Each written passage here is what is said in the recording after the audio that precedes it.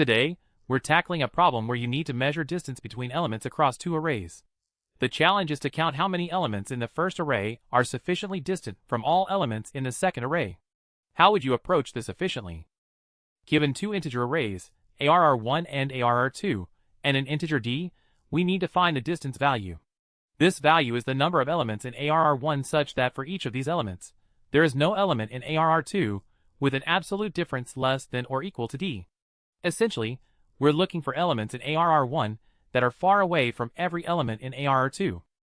A straightforward but inefficient approach is to iterate through each number in arr1. For every number from arr1, we then iterate through all numbers in arr2. We check if the absolute difference between the current numbers from arr1 and arr2 is less than or equal to d. If it is, that arr1 number isn't distant enough, so we break and move to the next arr1 number.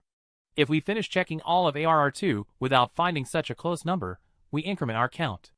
This nested loop structure leads to a time complexity of O, n multiplied by m, where n and m are the lengths of the arrays. Space complexity is big O of 1, constant time. The key insight to optimize this is realizing that for a fixed number from arr1, we want to quickly determine if any number in arr2 is within the distance d. If arr2 is sorted, we can use binary search to efficiently check this condition. First, sort arr2 once. Then, for each number in arr1, perform a binary search on arr2. In each step of the binary search, we calculate the absolute difference between the arr1 number and the middle element of our current search range in arr2. If this difference is within d, we've found a close number, so the arr1 element doesn't contribute to our distance count. If the arr1 number is less than the middle arr2 number, we search the left half, otherwise, we search the right half. If the binary search completes without finding any arr2 element within d, then the arr1 element is distant enough, and we increment our count. Let's trace with arr1, 4, 5, 8, arr2, 10, 9, 1, 8, and d, 2. First, sort arr2 to become 1, 8, 9, 10. Now, for the first element in arr1, which is 4, we binary search for 4 in arr2.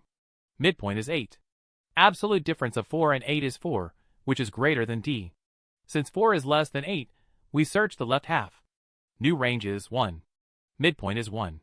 Absolute difference of 4 and 1 is 3, greater than d. Since 4 is greater than 1, we search the right half, which is empty. Binary search finishes. No element in arr2 was within d of 4. So count becomes 1.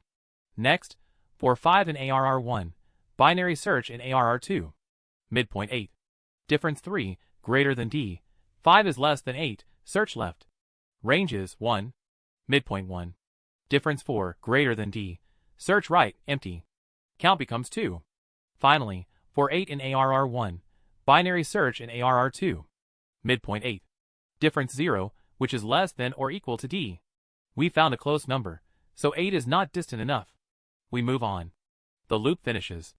After checking all elements, our final count is 2. This is correct because only 4 and 5 from arr1 are more than d units away from every element in arr2. You'll spot this pattern when you need to check a condition for every element in one array against all elements in another, especially when that condition involves proximity or ordering. If one of the arrays can be sorted and then repeatedly searched, binary search is often the optimal choice to reduce the complexity from linear to logarithmic per check. The time complexity is O m log m for sorting arr2 plus O n log m for n binary searches, resulting in O n log m. Space complexity is big O of 1, constant time is sorting in place. Mastering binary search with sorting is crucial for optimizing array problems. Try the next problem that involves searching a sorted collection. Don't forget to like and subscribe for more DSA insights.